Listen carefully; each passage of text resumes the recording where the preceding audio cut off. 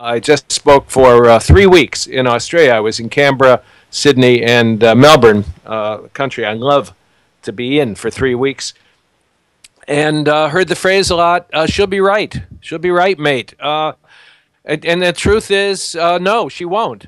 She won't be right because the dynamics of life are changing so radically, not just rapidly, but radically. So to be scared, in fact, out of your mind is appropriate given the rate of change that we're facing and the degree of uncertainty. Let me quote somebody, Langdon Winner, a computer scientist of some years ago, who said when he saw early on what was happening, as I did, because I began writing and speaking to these issues in the 80s, and literally thought I was, people said, oh, he's insane.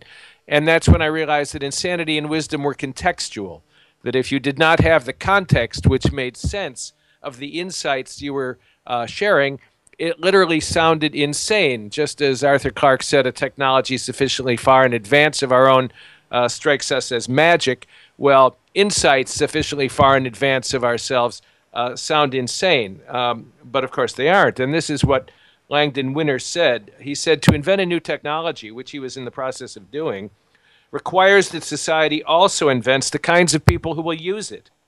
Older practices, relationships, and ways of defining people's identities fall by the wayside. And new practices, new relationships, new identities take root. So in case after case, the move to computerize and digitize means that many pre-existing cultural forms are going liquid, a metaphor I love. You can imagine the ice cube in his hand dripping through his fingers, trying to grasp the cube, which is, as he says, losing their former shape, as they are all retailored for computerized expression. Well, this says something about the enormity of it, and when we look at the moral stances and political stances people take in the midst of these changes, I think of another quote from Jane Wagner, who said, I keep getting more and more cynical all the time, and I still can't keep up. Anybody who works in computer security, and dare I say in the intelligence community, might be able to relate to that. Now, I mentioned identity, and Langdon Winner said our identities are retailored for expression in a computerized world, and metadata is merely one aspect of that. We've always had metadata. We've always had, in the intelligence community, traffic analysis and pattern analysis. That's how we know things. But computerization and digitalization has enabled us to not only do it with a refinement and an expertise far superior to anything in the past, it also unearths and shows and discloses new patterns. So we have invented the computers, but now the computers in turn are reinventing us as an expression of their way of organizing and structuring information. And to take a side trip into physics, we know that energy and information are what there is in the universe. That is, they aren't in the universe, they are the universe. And information is energy becoming self-aware, so to speak. Even if it's not a reflexive self-consciousness, it's energy meaningfully manifesting itself, and that's what there is, energy and information. And therefore, since that's who we are, and we are embedded in our structures of information and communication, the identity shift that is taking place, in part as a result of metadata analysis, is profound. Let me give you a concrete example of that. We used to live in what we called nation states, by which I mean the boundaries around them, and you in the UK with an island nation, and the US considering itself an island nation because it pretty much thinks of Mexico and Canada as shadow puppets, to tell the truth about how it seems we are internalized in those relationships. The boundaries around our nations used to be relatively firm. They used to be relatively solid structures. That is, they weren't solid. You know that the dots on the map were a construction that we made, but we lived inside them with policies and practices appropriate to the level, now get this, appropriate to the level of the speed of the flow of information into and out of those systems that the boundaries secured. In other words, identity is a function of boundaries. Who we think we are is an extrapolation from how we experience ourselves as a bounded construction or structure.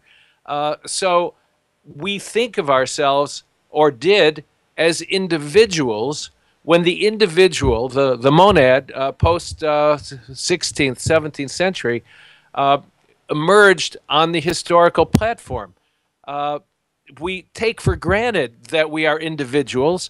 Much moral and theological thinking in the UK certainly has emerged from thinking of ourselves as those individuals, but so have other facts of life, like intellectual property or rights, individual rights or intellectual property rights or human rights. We forget that the notion of rights belonging to an individual was a post-Renaissance social and political and economic construction, and it was a function of the way we came to think of ourselves in those new structures that emerged as new boundary levels began to emerge in the geopolitical structures of our lives. Now, computerization, as Langdon Winter said, is retailoring our relationships, and it's certainly changing our identity, so that who we literally think we are is not who we thought we were. It's axiomatic that the boundaries to which I refer are porous. They are radically open. Information and energy go in and out, and therefore the structures find themselves ramping up. They start accelerating in their self-transcendent ability to keep leaping out of themselves into new structures, and that means that those within the former boundaries are left uncertain and at sea as to who they really are and who they really were.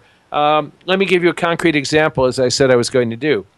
I did a talk not long ago for the, for a group of corporate and government people sponsored by the FBI, and I was referring to this fact that the computerization of relationships in the intelligence and security worlds has fundamentally altered how we do those practices. It had to. And that was because people who believed themselves to be nationalists or patriots, say in the United States, the FBI could approach them and say, we need you to cooperate with us. Now, think of the FBI and what it was set up to be. It was stood up as a police functioning unit, police unit, inside the United States. The CIA in the late 40s, early 50s, on the contrary, was set up as an intelligence gathering and covert action unit that was supposed to function only in other countries, not in the United States. But the CIA now operates more and more of necessity within the borders of the United States, and the FBI, a police agency or bureau, operates more and more in other countries in which it has offices. And that fact led the FBI chief agent who was present at the talk to say, bingo. He said, that explains what we're encountering. We used to be able to go to people and say, on the basis of your patriotic feeling, can you cooperate with us, even informally, in this investigation? And he said people always used to say yes. And now he said, they say, I would like to, but. And that but is the proof of the pudding.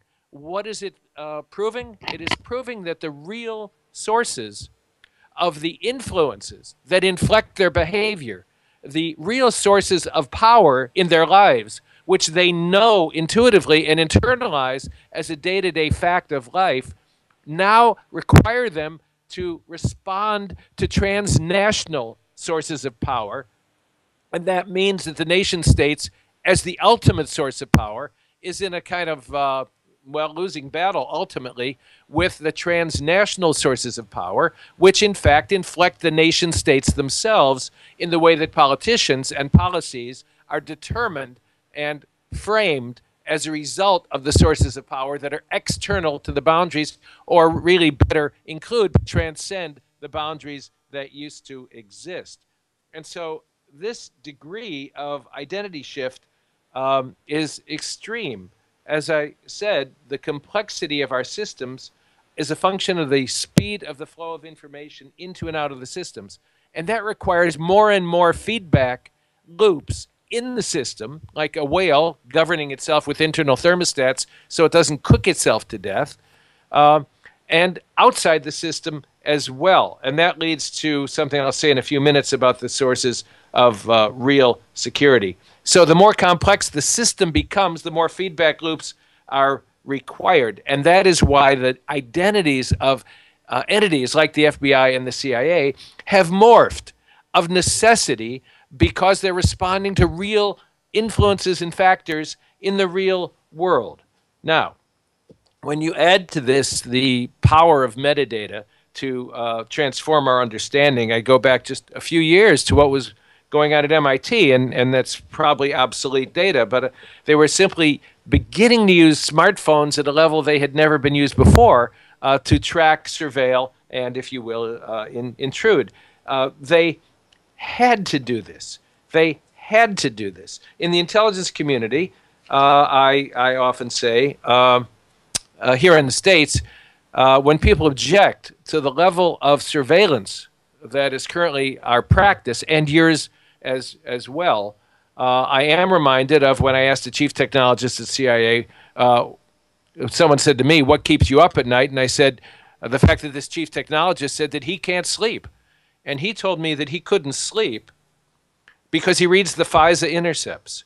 And the day-to-day understanding of what it is that people out there, wherever out is defined, or in here, are trying to do to us and our friends and family, which is how we defined our self-interest collectively, kept him awake at night. And when the president of whatever party or the PM is handed the briefing the first morning in power in Downing Street or in the White House, and looks at the 10 greatest threats as of midnight the night before, the only responsible response he can make to that is, what can we do to stop these?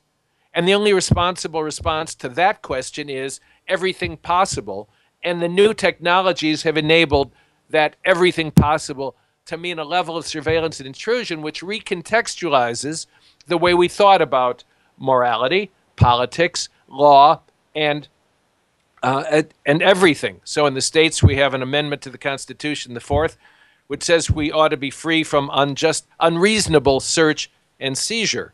But what is reasonable is now defined by the power people within the intelligence community as just about everything we have to do, aligned with what I just said, to protect and defend the people we value at the expense of the people we do not value. And therefore, in a world without walls, literally, to know what is reasonable and unreasonable search and seizure, defined by the urgency of the times and the compelling necessity of defending all of the interface, because that's how we've defined safety, isn't it? We've said that we must prevent every single attack, and that means, if that's our assignment, we must intercept every single communication, and that means then that we must pass all of those communications at a level of analysis that only the very sophisticated networked supercomputers can do. So way back when, in 2011, another generation, Dr. Pentland at MIT's Human Dynamics Laboratory was saying, phones know. Phones can know. When we use the data that comes from simply monitoring cell phones, people get this God's eye view of human behavior. And a Northeastern physicist, Northeastern University physicist, went on to say, for us, people look like little particles that move in space and occasionally communicate with each other. Well, this is kind of a visualization of the drone's eye view of war, isn't it? And drones are going to be more and more equipped with autonomous decision-making, because the OODA loop, the loop of response to a threat, will require them to analyze and fire faster than a human being can think. And so we are working on providing sufficient safeguards, and you can imagine humans being what we are, what that is going to mean. We are working on providing drones with the autonomous ability to make decisions on their own, the way most aircraft flying from the UK to Detroit or Newark make most decisions on their own, leaving the pilot fighting his or her nails. So people at that level of analysis and abstraction look like little particles, and society is turned into a laboratory where behavior can be objectively followed. So when they used smartphones at MIT, just to check this, they could discern subtle symptoms of mental illness. They could tell when the Dow Jones Industrial Average is going to move. They could chart the spread of political ideas as they moved through a community like a contagious virus. They could tell when people were talking about politics, not on the basis of intercepting the content of their conversations, but the path of their movement and communication. They could tell when an epidemic, when a disease was hitting a campus before any individual felt sick. And that was because their behavior betrayed a change that they themselves had not yet moved from fast thinking to slow thinking. They hadn't become self-conscious about how sick they were beginning to feel, but the phone knows, and the pattern knows. And so we can now quantify human movement on a scale that wasn't possible before. And I don't think any of us have a real handle on all the ramifications of this. When we're using 500 million or two, or like Facebook's people as our sample, human minds literally cannot easily understand how we think, or how our machines with which we have a symbiotic relationship think at that level. All right, so this is radically affecting social and political and economic relationships, and we are trying somehow to maintain a sense of ourselves and retain some autonomy and power. But the nature of a network itself changes the meaning of power. In a hierarchical structure, uninflected by horizontal relationships, power is exercised by dominating and controlling. It's top down. And yet the network teaches us that nodes in a network cannot exercise that level of power over the entire network, because the energy inserted into the network diffuses among all the nodes, and the more nodes and the more distribution of the energy, the more it diffuses. And so in a web or network, we discovered we are trained to know by the technology itself and our use of it that power is exercised by participating and by contributing, not by dominating and controlling. Now, these two systematic influences on our behavior are not exclusive. It's not either or. Hierarchical structures continue, obviously, to exist, like trees growing taller and taller, but the branches on those trees grow wider and wider. And when you realize that you are now a node in a network and exercise functional autonomy and power by contributing and participating, you discover a different kind of leadership.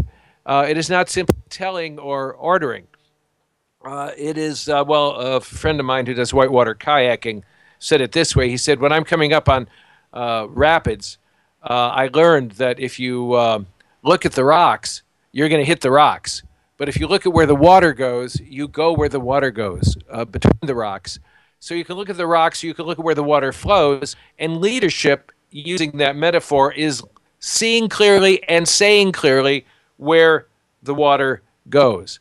Now, I said before that in the 80s, when I began speaking about these issues, some people said, oh, that's crazy, and that's a literal truth. I was in a religious world in England. I became an Anglican and subsequently was an Anglican priest for 16 years here, which I've left finally in '93 to speak and write full time. And part of the impetus for that change was that I was trying to articulate in the 80s, within that context, the transformational power of these technologies that I foresaw on religious structures themselves, on religious ideation, on images of not only identity of self, but identity of God, which, if you will, is at least to a degree a projection of ourselves and how we understand ourselves, and that therefore new images were going to come. I realized, having been steeped in English literature, which I used to teach, as well as in the Anglican theology and work that I did, I realized that what we call religions, Christianity, Buddhism, Islam, Judaism, Confucianism, you name it, all emerged in a relatively narrow period of time. And it coincided with the emergence of writing. Now, we know that writing transformed the self-consciousness and self-identifying markers of humanity at the time. If you will, when we speak of the technologies of the word with a capital W / small w, we can see that there were kind of four. The first was speech, which may not be a technology as properly understood, but once humans evolved with lips and tongues and palates and airways that enabled the vocables I am now using to be used to communicate meaningful signs and symbols and glyphs, that was a transformational moment. And you can imagine that the humans who couldn't speak disappeared because the ones who spoke had such a powerful advantage in communication and therefore effective living. Well, that was transformed second time when writing emerged. And as people read writing or heard writing read, they internalized how it changed them as their new identities. And that was when religions emerged, because flesh and blood human beings like Jesus or Lao Tzu or Buddha were changed into text. Now, the textual being, if you will, that is Jesus in text, Buddha in text, etc., was then encountered in the text. We call it hermeneutics, how texts mean. And that was internalized all unself-consciously, as if it was in fact the person or personality or persona of the being so designated by the text. So you see, it was the transformation from a flesh and blood human into a textual being that enabled religions as textually based to emerge. And oral religions that had existed prior either vanished in the process of the waters sloshing around them, or they were transformed into written religions. Now, this happened again in the with the invention of the printing press and dissemination of printing in the 15th century. And Lutheranism and Protestantism and so on are just small examples of that. And it happened again beginning in the 1800s with electronic communications and information systems, beginning with the telegraph, almost 200 years ago, of which the internet and digitalization is the latest instantiation, but not the beginning of the process of electronic communication. Well, inevitably then that process is going to once again transform who we think we are, and in fact it already has. And that's what I was beginning to identify and write about and try to articulate in the 1980s. And a famous journal, the Anglican Theological Review, returned my first effort at that. It was called Computer Applications for Spirituality, the Transformation of Religious Experience. And in the margin were those comments, God forbid, and who does he think he is, and this is nuts. But 10 years later, they published that same essay, took it out of the dustbin and published it and told me how cutting edge it was. Well, 10 years later, it was no longer cutting edge in terms of the technology, but it was cutting edge in terms of the speed with which that particular world, the world of, forgive me, Anglican life, moved. But I already needed to move on, because when you say things that are anticipatory of the structures that are going to emerge from technological change, at first you're a minority of one. And Robert Galvin, who used to head Motorola, was once asked, after he'd achieved extraordinary success in building Motorola, not into what it is now, but what it became through some real technological breakthroughs at the time, he was asked what ideas made the most important difference. What were the real breakthrough ideas? And he reflected on his experience of 40 years, and he's no slouch, and he said, you know, every idea that turned into a breakthrough idea began its life as a minority opinion. It was said perhaps by one person in a meeting, and no one heard it because it didn't compute in the paradigm which was internalized in the minds of the people sitting around the table. It literally didn't compute. It was an anomaly, and an anomaly doesn't link up. It just hangs there until it kind of disintegrates in the sky, like you see a UFO, and you say, well, what was that? And minutes later, you don't even remember that you saw something anomalous. Excuse me. So he said if they repeated it, over time, people laughed at the idea. And then they became angry because it threatened and confronted the collective understanding or paradigm or view of reality, belief system that they had shared. And you can see why this would be true. The technology changed the nature of the relationships. The first persons to see that and say it no longer fit the worldview of prior technologies and articulated the future, which was already present, and as William Gibson said, but unevenly distributed.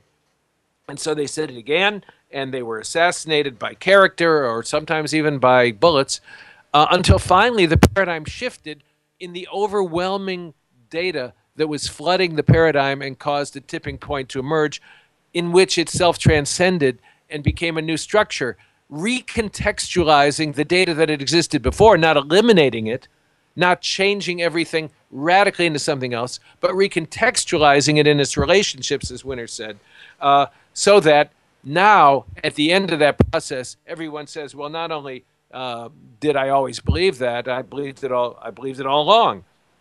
And so the content of a statement must be related to the points of reference in the context that one understands. And that's why those who see the future and say the future sound to old think people like they are crazy. And those who first advocated what was going to come in asymmetric warfare, which is now the nature of all forms of warfare, internally and externally, as well as what our armies and drones are doing. It was foreseen as the inevitable consequence of the technologies of the time.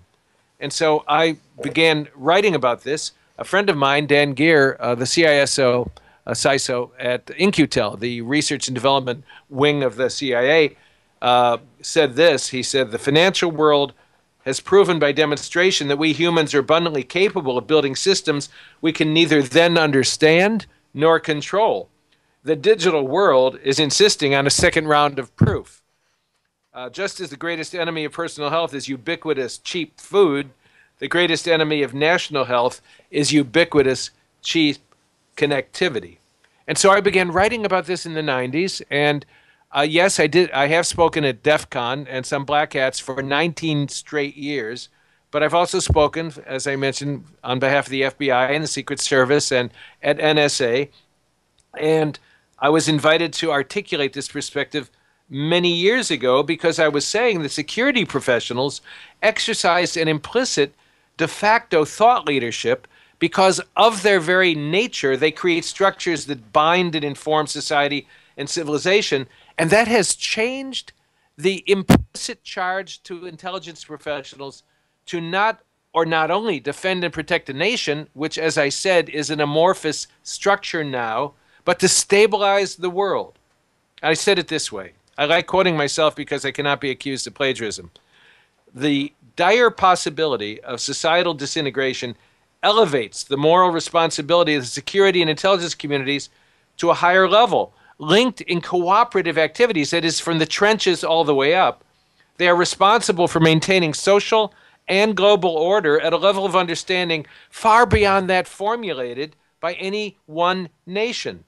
These communities in the aggregate constitute a global community of practitioners who share an ethos and modalities of operation not available to ordinary citizens, because the intelligence community is given power to break the law everywhere else, and now of necessity sometimes at home as well, and to intrude and surveil of necessity on behalf of defending and protecting.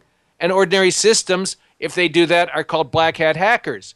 But as I said at my first talk at DEF CON, which was called Hacking as Practice for Life in the 21st Century, I said, you will be thought leaders, and I invite you to come into the agencies where your hacking skills will be not only appreciated, but you will get a free pass. You will pass go, and you will not go to jail, and you will work with the best people who know how to do this, and the best technologies, and a greater density of PhDs than you will find anywhere else. And this is a double-sided reality, right? Snowden's recent revelations at least made clear to the person in the street that of necessity, we, that is the intelligence communities of nation states, undermine the structures of security from time to time, as well as shore them up because they are so useful in doing the intrusion and surveillance in this distributed networked world that is required in order to protect and defend, as I said, our friends and family. And therefore, they have created for themselves an intrinsic vocation or calling to maintain global order. and to try to do so in a way that is ethically and morally consistent with our understanding of what is the right thing to do.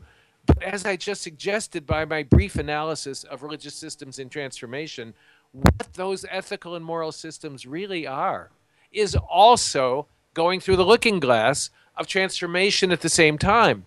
And therefore, when we look for the points of reference solely to use post-Renaissance uses of the individual as the source of moral responsibility, when in fact it is corporate responsibility that has emerged of necessity, is changing how we think morally, ethically, or theologically about who we really are. And so even though we recognize that in practice moral order and ethical norms are required, they are often of necessity violated as a matter of practice, as in fact I just suggested the intelligence community and others do and must do in order to defend and protect whatever it is that they believe or we believe we are defending and protecting.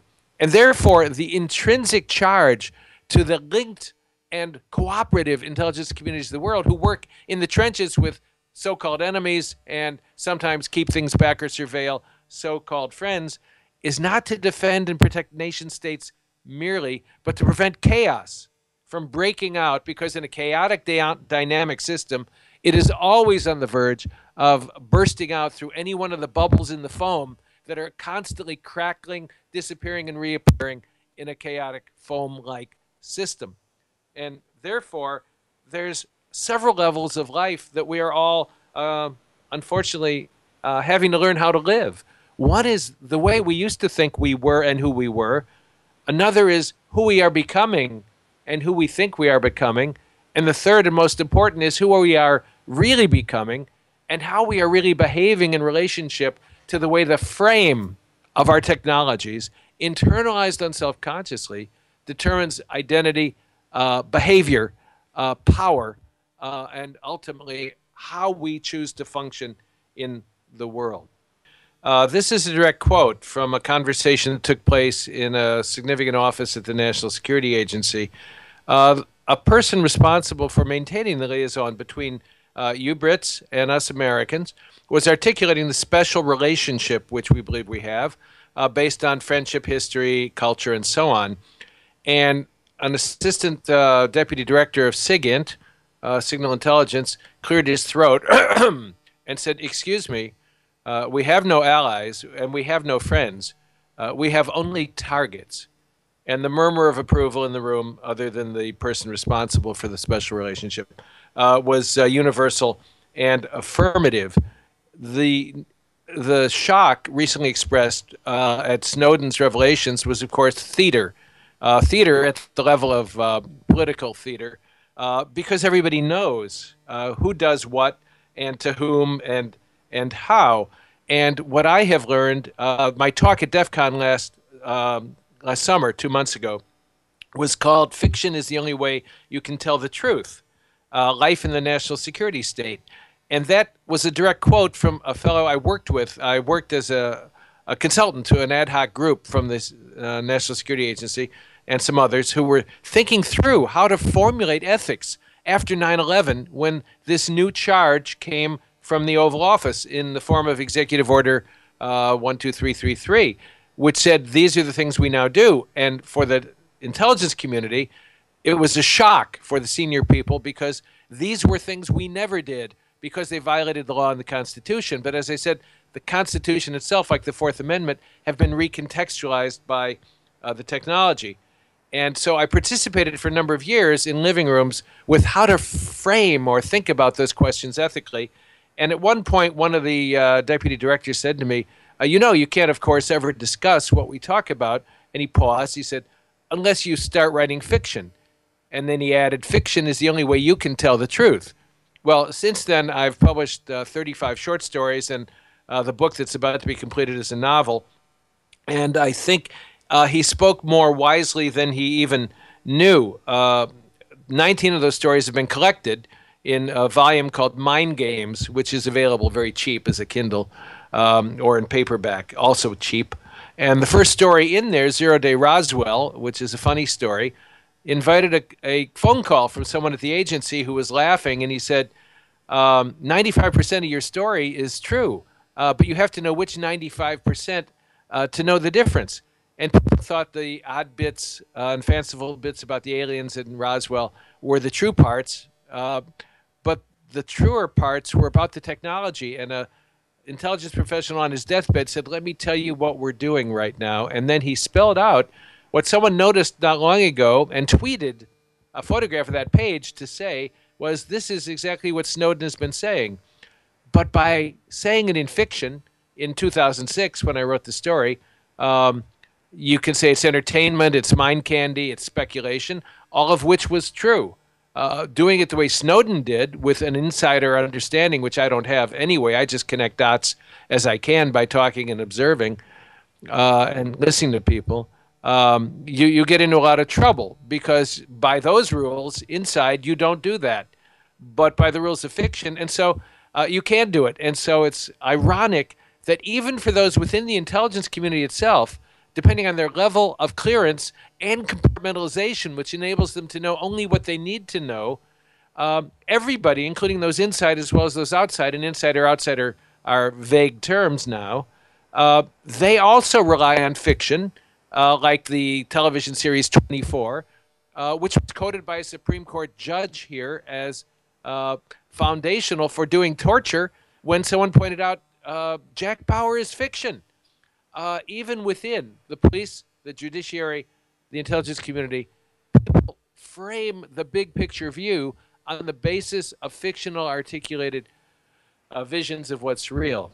Just on that note, just while you're there, Richard, that's in fact one of the topics that we discussed here today, that FACT as an arts organization, talking and sitting down with the Association of Chief Police Officers, with the intelligence services, with the security services, are what is described in our literature, in our combined literature, as unfamiliar partners, but important ones, because one of the things that artists and creative thinkers and filmmakers and so on do very well is storytell. So if you're so if you're imagining the future with security services, the use of their skills in that environment is very important. The first powerful people in the CIA did have literary backgrounds.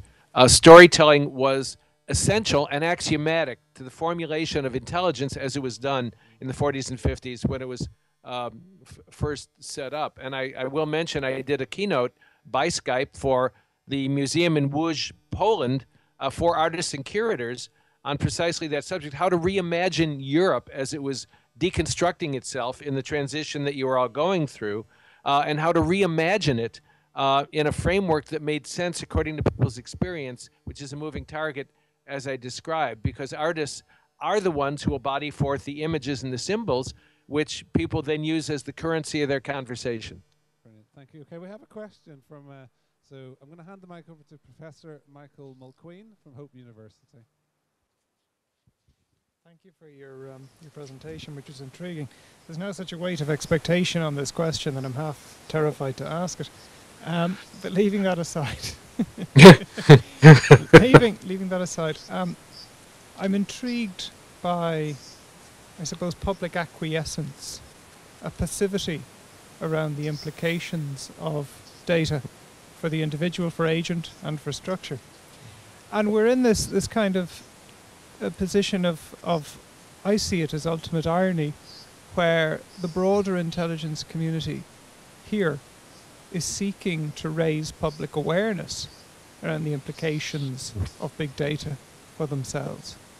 In some ways this translates to the duty of care that I think you loosely alluded to in your talk. And I try to account for that passivity, and I can't really. I mean, we talk the language, I suppose, operationalizing that of, trying to get out there and educate people and so on. But the unscratchable itch for me is that question of why passivity. And I suppose just thinking about your fictionalization, I know what you mean, and sometimes it's easier to talk in those terms. But the irony seems all the greater for me when I look at, for example, viewership figures for 24, viewership figures for all of these wonderful spy-fi narratives. And yet, again, people are perfectly content to allow business models grow up here in Europe and in the United States, whereby power and wealth is being increasingly centralized among the owners of the big super servers. How do you account for that? How do you account for public passivity, the giving away of agency? Well, you're asking a great question, and that's a whole other hour.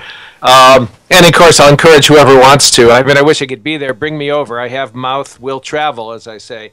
But I'm going to address your question as briefly as I can. You're talking about the framing of the questions, above all, by media in the aggregate, in such a way that they are internalized as one, powerlessness to do anything about it. What I often hear in response to talks like this from people in the audience is, I didn't want to know that. I don't want to know that. One of the things that occurs in a national security state in which we all live, I'm hearing some kind of noise. Is that all cool? Okay. You can hear me? Yes, fine. Okay, there. The noise is off. One of the things that is communicated to us is that we are powerless to do anything as individuals, and that creates passivity. But also the media is a powerful actor in what we call pre-mediation. In other words, the delivery of information about a future subsequent event in such a way that when it finally occurs, it seems inevitable. The invasion of Iraq by the United States is a good example. It was so covered in terms of yellow cake and uranium enrichment and all the other truths, half-truths, and fictions that were spliced together, and you know that's the most effective kind of propaganda, so that by the time we invaded Iraq, it was, well, what else were we going to do?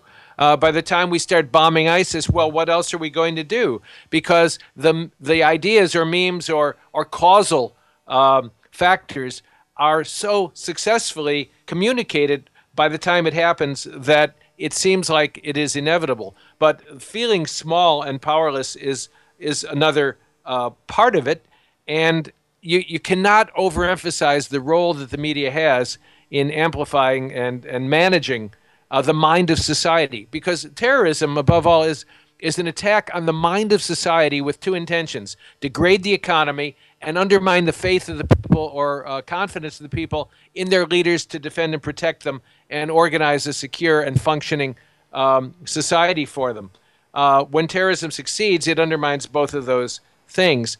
And early on, our intelligence community, as well as yours, the CIA appointed itself as a Ministry of Culture in the 1950s to combat the Soviet Ministry of Culture. We didn't have one. And the irony there, as subsequently for the next 60 years, is that we had to undermine democracy in order to save it, paradoxically. At least that was how it turned out. So we sponsored, CIA sponsored, 20 of the major intellectual and leading periodicals all over the world, including, you probably know the name Stephen Spender. I took a course from Stephen in writing way back when, and he was the editor of Encounter for 20 years. And it was only at the end of it when it was revealed the CIA had funded Encounter, as well as all these other leading periodicals, completely from beginning to end. And poor Stephen, his wife Natasha, said, well, he's so naive, he didn't know. If he didn't know, it's like the rest of us. It's because he didn't want to know. That the money funneled to him through various foundations like the Ford or the Rockefeller or the other proprietaries established by the CIA for money laundering to achieve their covert purpose of providing, in the case of Encounter, the leading non-communist left intellectual periodical in the world for a couple of decades, was a covert operation and not an explicit one. So if you combine all these things in advance, what is one to do? What is one to do? Revolution is an easy non-answer, isn't it? We've seen the Arab Spring of necessity. Those of us who are older and have some experience know that one of the things you think about before you head into the streets is where are you going to go when you come off the streets. And we've watched the Arab Spring turn into the Arab Winter. We watched the demonstrators in Hong Kong undermined and manipulated into powerless passivity over time. At least that's what I anticipate will happen, because they're not going to get what they say they want. the means of managing and strategizing in response to that is different. Social media provides an extraordinary opportunity for people to link up, but we also know that social media is monitored and surveilled at every level of its functioning. It's one of the inevitable ways we're going to look in on ourselves or look out at dangerous threats. And people know this. So ironically, the more we learn about intrusion and surveillance, the more we're faced with the question, well, a decade ago, someone said from the FBI, we're going to have either one big brother or a lot of little brothers. Choose wisely. And, of course, the joke now is we have both. We have big brothers and we have a lot of little brothers, Google, Facebook, et cetera, and mostly corporations and data mining corporations whose names are not known. Google and Facebook are the public face of this meta activity that is taking place, often out of sight, and often with the connivance and support and funding of the oligarchic structures that of necessity in a transnational world work together, sometimes wittingly and sometimes not wittingly, on behalf of maintaining that very passivity you asked for. After the Bilderberg conference some years ago, in the late 70s, around 78, when people here had been in the streets and there'd been rioting and there'd been assassinations and chaos and Watergate and so on, a quote that came out of the Bilderberg conference was, we must not tolerate these excesses of democracy, quote unquote, in the future. And if you look at how war coverage has emerged and changed since then, we haven't. We have not allowed, through the media, the excesses of democracy to be furthered and encouraged. And so you know that the media is in the hands of fewer and fewer people, and you know that there are people with the ethos of someone like Rupert Murdoch. And we know from the beginning, CIA, for example, had explicit contracts with CBS and Time Life and the Washington Post and the New York Times, and what were then at that time the major media outlooks. If I were making those decisions, I would have made them the same way, because as a CIA man said in the 90s, one good reporter is worth 10 agents on the ground. He said that out loud long after, theoretically, the CIA had given up using, quote, reporters, priests, and so on, unquote, in its activities because it put them at risk. So there are complex answers to why passivity, but at the bottom of it is through a multiplicity of factors. People don't know what to do. And when they feel powerless, they are more available to distraction because the framework for their belief system, their structure of understanding reality is one that comforts them. Nietzsche was very clear on this, that when someone advances a new idea, some of the ones I've mentioned here in my talk, when they cause cognitive dissonance, what someone wants is a way of understanding what's happening, not that includes the anomalies and challenges one's belief system, but one wants to get rid of them and smooth it out and get rid of the rough edges and comfort oneself and feel good again. And Nietzsche said that's what you call the truth. And the more you exchange that truth and by agreement reach a social consensus that this is the truth, it becomes orthodoxy. And then, as I said, anyone who contradicts it is mad. And they stay mad until the context is so obvious that we say, oh, well, they were a prophet. Well, the ones who really profit from all that are not the prophets. The prophets are stoned as always. And I wish I had a better answer to you, to your really salient question of how we collectively appropriate power in meaningful ways in order to both discover and create a genuine life of, let's call it, self-respectability for ourselves. And being mindful and vigilant seems to be the most we can do. It's a very good and difficult question. Anything else? Thank you, Richard. I think, actually, unless someone's got a very quick question with potentially a quick answer, we're going to have to kind of thank you for your, fascinating, stimulating, incisive just talk and discussion, and the answer to Michael's question as well. You've left us with an awful lot of food for thought. I want to try and pick up, if we could get a clap for Richard. Hopefully we'll pick that up on the microphone. Thank you very much.